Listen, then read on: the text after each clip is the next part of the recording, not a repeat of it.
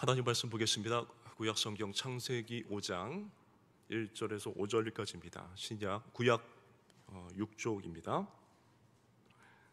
창세기 5장 1절에서 5절까지.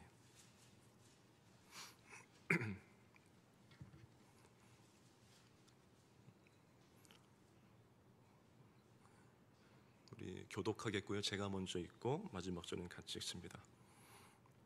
먼저 읽겠습니다. 이것은 아담의 계보를 적은 책이니라. 하나님이 사람을 창조하실 때에 하나님의 모양대로 지으시되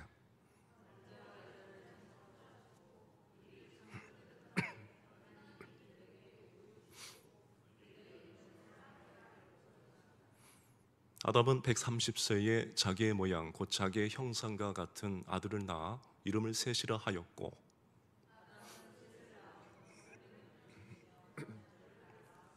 함께 했습니다. 시작. 그는 930세를 살고 죽었더라. 사랑하는 여러분, 오늘 우리가 나누고자 하는 주제는 사람답게 살아가는 복된 삶입니다. 이 오늘 창세기 5장은요, 한마디로 말씀드려서 우리가 왜 사람답게 살아야 하는지 아주 중요한 질문을 던지고 있습니다.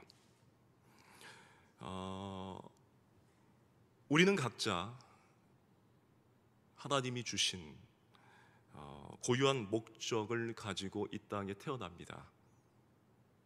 세상 사람들은 우리를 어떻게 바라볼지 모르지만 우리 한 사람 한 사람 모두에게 창조하신 고귀한 목적이 있다라는 사실입니다.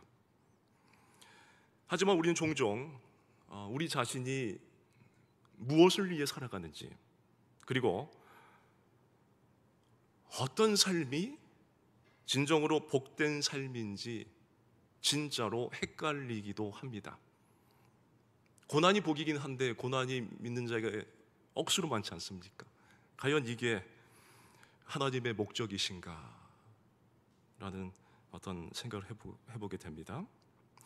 그런데 여러분, 우리가 사람답게 살아가는 그 삶은요, 단순히 멋진 직장에 다닌다고 해서, 그리고 많은 돈을 벌어서, 그리고 건강을 유지한다고 해서 얻어지는 것이 아닙니다. 이 복된 삶은요, 하나님과 나와의 관계 속에서만 이루어진다는 사실을 오늘 이 창세기 5장의 말씀을 통해서 함께 나누고자 합니다. 먼저 오늘 본문 말씀 1절 2절을 우리 다시 한번 보겠습니다. 1절 2절을 보니까 이것은 아담의 계보를 적은 책이니라. 하나님이 사람을 창조하실 때에 하나님의 모양대로 지으시되 남자와 여자를 창조하셨고 그들이 창조되던 날에 하나님이 그들에게 복을 주시고 그들의 이름을 사람이라 일컬으셨더라. 여러분, 이 말씀을 보니까 인간이요, 하나님의 형상입니다. 그대로 창조되었음을 강조하죠. 그러니까 하나님이 사람을 창조하실 때 하나님의 모양대로 지으시되라고 말씀을 했어요. 그러니까 우리는 단순히 바이러스처럼 태어난 존재가 아니라 하나님의 형상을 닮은 특별한 존재라는 겁니다. 믿습니까? 그럼 우리 모두가 보배롭고 존귀한 자인 줄 믿습니다. 할렐루야. 우리 축복 한번 해볼까요? 당신은 보배롭고 존귀한 자입니다. 우리 하나님의 형상들에게 축복했습니다. 우리는 마음껏 축복해야 되죠. 하나님의 형상대로 지은받은 보배롭고 존귀한 자니까. 그런데 우리는 정말로 하나님의 형상을 담은 특별한 존재인데, 하나님 우리에게 도덕적이고 그리고 영적인 성품도 주셨어요. 너무 감사하죠. 그리고 우리는 그 형상대로 살아가야 한다라는 것이죠. 근데 여러분, 질문 하나 드려보겠습니다. 곤란하시지 않았으면 좋겠습니다. 그러면 여러분께 과연 얼마나 하나님의 형상을 담고 있으십니까? 좋습니다. 마음속으로 대답하신 것 같아요. 근데 여러분이 누구와 함께 있던 또 그리고 어떠한 상황에 처하든 그 모습을 통해서 하나님의 형상이 드러내야 하지 않겠습니까? 그렇죠? 근데 저도 잘 안 돼요. 그래서 많이 돌아봅니다. 여러분들께서도 어떤 여러분들 상황에 처해 있든 형편과 처해 있든지 간에 여러분의 삶 속에서 하나님의 사랑과 하나님의 공의와 하나님의 그 은혜와 하나님의 기쁨이 어떻게 나타나는지 돌아보시기 바랍니다. 예를 들어 매일 아침 출근을 한다고 생각해 보겠습니다. 매일 아침 출근할 때 친절한 말 한마디, 그 말 한마디가 남을 배려하는 작은 행동 속에서 하나님의 형상이 드러날 수 있습니다. 여러분, 이 오늘 본문, 이 본문에서 인간이 하나님의 형상대로 창조되었음을 강조를 해요. 하나님의 형상은 단순히 외모나 신체적인 특징을 넘어서 인간에게 부여된 도덕적인 그리고 영적 관계적인 특성을 포함합니다. 그래서 하나님은 인간에게 이 자유의지와 도덕적인 책임을 주셨고요, 그리고 인간은 그와의 관계 속에서 참된 존재로 살아갈 수 있게 되었죠. 근데 여러분, 특별히 이 하나님의 형상대로 창조되었다라는 것, 이것은 우리가 하나님과의 관계 속에서만 진정한 의미를 발견할 수 있음을 의미합니다. 그러므로 여러분과 하나님의 관계는 진짜로 중요합니다. 왜냐하면 하나님은 우리하고 온전한 교제를 나누고 하나님의 뜻을 이루어 갈 수 있도록 창조하셨기 때문에, 만드셨기 때문이에요. 그래서 이것을 통해서 인간은 다른 피조물들과 구별되는 고유한 존재로서 하나님의 영광을 위해 살아가야 하는 것입니다. 이게 칼빈은 여러분 기독교 강요를 아시죠? 그 기독교 강요에서 하나님을 영화롭게 하고 그리고 그를 섬기는 것, 그것이 인간의 본래의 목적이라고 명확하게 말했습니다. 즉 우리의 목적은 뭐냐 하면 하나님을 영화롭게 하고 그분의 뜻을 이 땅에서 이루어가는 겁니다. 믿습니까? 아멘이죠. 저와 여러분이 꼭 이렇게 살아나길 소망합니다. 그래서 그 안에서 우리는 진정한 자유와 기쁨을 누리며 사람답게 살아갈 수 있습니다. 여러분, 이처럼 사람답게 살아간다는 것은 하나님과의 그 관계 속에서 살아가는 삶을 의미하는데요, 우리는 이 예수님을 통해서 하나님과의 관계를 회복할 수 있죠. 그리고 그 관계 속에서만 우리가 참된 사람다운 삶을 살 수 있다는 사실을 잊지 말아야 합니다.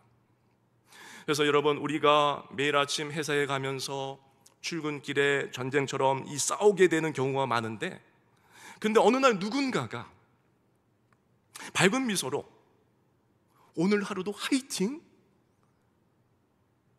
이렇게 인사를 해준다면 그 말 한마디가 하나님의 사랑을 느끼게 해주지 않겠습니까?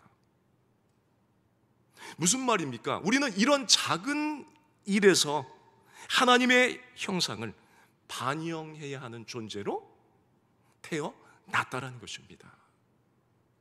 그러므로 하나님의 형상대로 창조된 우리는 하나님과의 이 관계 속에서 진정한 사람이 된다는 것을 기억하시고 하나님이 우리에게 주신 형상을 잊지 않길 소망합니다. 그 다음에 우리 3절 5절을 한번 보겠습니다. 이 아담이 죽음을 맞이하는 모습을 보여주고 있는데, 우리 3절 5절을 보면 아담은 130세의 자기의 모양, 곧 자기의 형상과 같은 아들을 낳아 이름을 셋이라 하였고, 아담은 셋을 낳은 후 800년을 지내며 자녀들을 낳았으며 그는 930세를 살고 죽었더라. 이 930세에 죽었다라는 이 구절은 우리가 직면한 죽음을 상기시켜 줍니다. 이 930세에 죽었다는 이 구절을 읽고 나면 무엇을 느낄 수 있죠? 그렇죠? 아무리 오래 살아도 어떻습니까? 결국 우리는 죽는다는 사실을 잊을 수가 없습니다. 이 구절은 인간의 근본적인 비극인 무엇입니까? 죽음을 언급하면서도 동시에 그 죽음 속에서 하나님의 구속 역사가 진행되고 있음을 암시합니다. 그런데 아담과 그의 후손들이 겪는 죽음은 무엇입니까? 죄로 인한 결과죠. 죄. 먼저 창세기 3장에서 인간이 하나님과의 관계를 끊어버리며 죄를 선택했을 때 그 죄로 인해 죽음이 인간에게 들어왔는데요, 이 아담은 930세에 죽었다라는 이 말씀은 인간의 어떤 죄와 죽음의 관계를 강하게 상기시켜요. 그래서 사도 바울은 로마서 12절에 보니까 5장 12절에 보니까 이렇게 말씀하고 있죠. 한 사람으로 말미암아 죄가 세상에 들어오고 죄로 말미암아 사망이 들어왔나니 이와 같이 모든 사람이 죄를 지었으므로 사망이 모든 사람에게 이르렀느니라. 죄로 인해 죽음이 인간에게 들어왔고 그로 인해 인간은 죽음을 피할 수가 없는 존재가 되었죠. 하지만 중요한 것은 이 말씀을 통해 구속의 역사가 계속해서 진행되고 있음을 보게 된다라는 점입니다. 그래서 이 셋은 아벨을 대신한 아들로서 그의 계보를 통해서 이 하나님의 이 구속의 계획이 계속해서 이어지고 있음을 우리는 알 수가 있습니다. 그러니까 이 죽음 속에서도 하나님의 구속의 역사는 계속해서 진행되고 있고요, 이것은 예수님을 통한 구원의 계획으로 완성되어지는 것이죠. 여러분에게 이쯤에서 한번 여쭤보고 싶습니다. 죽음에 대해서 어떻게 생각하십니까? 혹시 안 죽고 싶으십니까? 그런 분 지금 한 3명 계시네요. 죽고 싶지 않은 마음은 그렇게 썩 나쁜 마음은 아닌 것 같습니다. 건강하게 하나님 영광 위해서 사는 거. 그런데 우리 모두가 죽음을 맞이할 것이라는 사실은 피할 수 없는 진리인 줄 믿으시길 바랍니다. 죽음이란 관문은 우리가 거칠 수밖에 없어요. 그리고 바로 그 죽음 속에서 우리가 어떻게 살아야 하는지에 대한 질문을 던져야 합니다. 예를 들어서 어느 날 갑자기 내가 내일입니다. 바로 내일입니다. 내일 죽을 수 있다는 사실을 알게 된다면 나는 어떻게 할 것인가? 내가 사랑하는 사람들 있지 않습니까? 내가 내일 죽는다면 사랑하는 사람들에게 더 많은 시간을 할애할 것인가? 사용할 것인가? 아니면 내가 그동안 하지 못한 일들, 못했던 일들 있지 않습니까? 그것을 해야 할 것인가? 라는 생각을 이제 해볼 수 있겠죠. 그런데 여러분, 우리는 이 죽음을 피할 수 없다는 그 현실을 직시하면서 오히려 그 죽음 앞에서 보다 의미 있는 삶을 살아야 한다라는 교훈을 얻어야 합니다. 왜요? 우리의 삶은 끝이 있는 여행이기 때문에 그 여행을 어떻게 보내느냐가 중요하기 때문입니다. 여러분, 사실 우리가 아담을 통해 보고 있는 것은 죄의 결과로 나타나는 그 죽음의 현실입니다. 그래서 이 죽음은 우리에게 무엇을 줍니까? 두려움과 고통을 안겨주지만 예수 그리스도의 부활을 믿는 우리는 죽음을 넘어설 소망을 가질 수 있는 줄 믿습니다. 소망이 있어요. 그래서 이제 우리는 사람답게 살아가는 복된 삶의 3가지 핵심을 살펴보겠습니다. 첫 번째, 두 번째, 세 번째로 나눠보겠습니다. 먼저 하나님과의 관계 회복입니다. 우리가 복된 삶을 살기 위해서 첫 번째로 해야 할 일은 하나님과의 관계 회복이라는 거예요. 예수님은 요한복음 14장 6절에 무엇이라고 말씀하셨죠? 내가 곧 길이요 진리요 생명이다라고 말씀하셨어요. 그러니까 우리가 예수님을 통해서 하나님과의 관계를 회복하면 비로소 진정한 사람다운 삶을 살 수 있습니다. 만약에 여러분이 오래된 친구들이 있었는데 연락이 끊겼어요. 근데 그 친구가 다시 연락을 주면서 너무 너 보고 싶고 그리웠어 라고 말한다면 그 말이 여러분에게 별거 아닌 것 같지만 얼마나 힘이 될까요? 하나님도 마찬가지입니다. 우리가 하나님과의 관계를 회복할 때, 바로 그때 그분의 사랑이 우리의 삶을 변화시키고 진정한 사람답게 살아가게 반드시 만들 것입니다. 두 번째는 하나님의 뜻을 이루며 살아가는 삶입니다. 하나님은 아담에게 생육하고 번성하며 땅에 충만하라고 창세기 1장 28절에 말씀하셨죠. 명령하셨어요.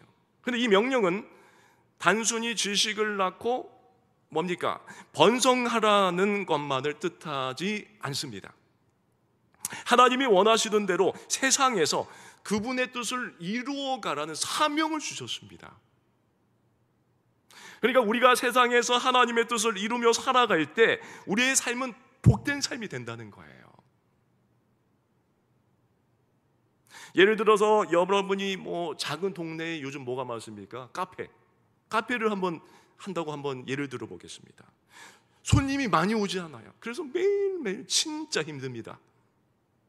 근데 힘들지만 여러분들께서 이 하나님의 뜻을 이루는 마음으로 그것을 섬기며 사람들에게 사랑을 전할 수 있는 기회를 찾을 수 있습니다. 그러니까 바로 그 일상에서 하나님의 뜻을 이루는 것이 바로 복된 삶이라는 것이죠. 마지막으로 우리는 죽음을 넘어서서 영원한 생명을 소망하며 살아가야 합니다. 이 창세기 5장에서 아담과 그 후손들이 죽음을 맞이하죠. 근데 이 죽음을 맞이하는 이 모습을 보면 인간은 결국 죽음을 피할 수 없는 존재임을 깨닫습니다. 하지만 이 예수님을 믿는 자에게 영원한 생명이 주어져요. 그래서 요한복음 3장 16절에 보니까 이렇게 말씀하시죠. 하나님이 세상을 이처럼 사랑하사 독생자를 주셨으니 이는 그를 믿는 자마다 멸망하지 않고 영생을 얻게 하려 하심이라. 아멘. 그러면 우리는 이 땅에서 하나님의 뜻을 이루며 살아가지만 동시에 영원한 하나님 나라를 소망하며 살아가야 한다는 거예요. 그래서 우리는 죽음이 끝이 아니라 하나님의 영원한 나라로 가는 시작임을 알아야만 하는 것입니다.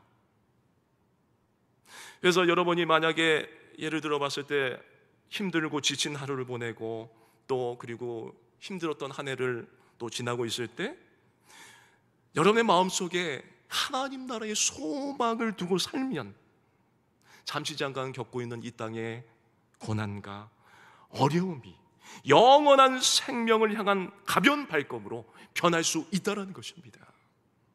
그래서 우리는 죽음을 넘어서서 영원한 생명을 소망하는 삶을 살기 때문에 그 삶은 항상 희망을 잃지 않게 될 것입니다. 그렇습니다. 사랑하는 여러분, 오늘 말씀을 통해서 사람답게 살아가는 복된 삶의 핵심을 배웠습니다. 그것은 하나님과의 관계 회복, 그리고 하나님의 뜻을 이루며 살아가는 삶, 그리고 영원한 생명을 소망하는 삶입니다. 그래서 우리는 죄로 인해 죽음을 피할 수 없는 존재였지만 예수 그리스도를 통해 구원의 길이 활짝 열렸습니다.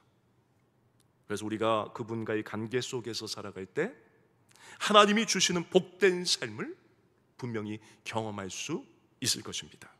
그래서 우리는 하나님과의 관계를 회복하고 그분의 뜻을 이루며 영원한 생명을 소망하는 삶을 살아가야 할 것입니다. 그래서 바라옵기는 우리 모두가 하나님께서 주시는 복된 삶을 경험하며 그분의 뜻을 따라 살아가는 우리 모두가 되시기를 간절히 기도하겠습니다. 사랑의 하나님 아버지, 오늘 주신 말씀을 통해 우리가 사람답게 살아가는 복된 삶에 대해 배울 수 있게 하심을 감사드립니다. 우리는 하나님께서 우리 각자에게 부여하신 고유한 목적을 깨닫고 그 목적을 따라 살아가야 함을 알았사오니 우리가 하나님의 형상대로 창조되었음을 기억하며 그 형상이 우리의 삶 속에서 드러날 수 있도록 성령 하나님 도와주시옵소서. 이를 위해 우리의 삶 속에서 하나님과의 관계 회복이 가장 중요한 일임을 깨닫고 우리의 마음과 삶을 하나님께 온전히 맡기오니 우리가 예수님을 통해 그 관계를 다시 회복하고 그 관계 속에서 하나님의 사랑과 은혜를 경험하며 살아갈 수 있도록 인도하여 주시옵소서. 또한 하나님께서 우리에게 주신 사명을 이루며 살아가게 하시고 우리의 일상에서 하나님의 뜻을 실천할 수 있도록 우리를 친히 이끌어 주셔서 우리가 처한 곳, 우리가 만나는 사람들 속에서 하나님의 사랑과 은혜를 나누며 살아갈 수 있도록 도와주시옵소서. 그리고 하나님, 우리의 삶은 죽음과 고난 속에서 때때로 힘들고 지칠 때가 너무나도 많이 있습니다. 그러나 우리는 영원한 생명을 소망하며 살아갈 수 있다는 사실을 기억하게 하시고 이 땅의 고난 속에서도 하나님의 나라를 향한 소망을 잃지 않게 하여 주셔서 우리의 마지막 순간까지 하나님 나라의 소망을 마음에 품고 그 나라를 향해 나아갈 수 있는 믿음과 용기를 내려 주시옵소서. 이제 우리가 살아가는 이 세상 속에서 하나님과의 관계를 회복하며 하나님의 뜻을 이루며 영원한 생명을 소망하는 삶을 살아가게 하여 주셔서 우리의 삶이 하나님을 영화롭게 하고 창조하신 목적대로 그분의 영광을 드러낼 수 있도록 도와주시옵소서. 이 모든 말씀 살아서 역사하시며 우리를 죄악에서 구원하신 존귀하신 예수님의 이름 받들어 간절히 기도 올려옵나이다. 아멘. 주기도문 하시겠습니다. 하늘에 계신 우리 아버지여, 이름이 거룩히 여김을 받으시오며 나라가 임하시오며 뜻이 하늘에서 이루어진 것 같이 땅에서도 이루어지이다. 오늘 우리에게 일용할 양식을 주시옵고 우리가 우리에게 죄 지은 자를 사하여 준 것 같이 우리 죄를 사하여 주시옵고 우리를 시험에 들게 하지 마시옵고 다만 악에서 구하시옵소서. 나라와 권세와 영광이 아버지께 영원히 있사옵나이다.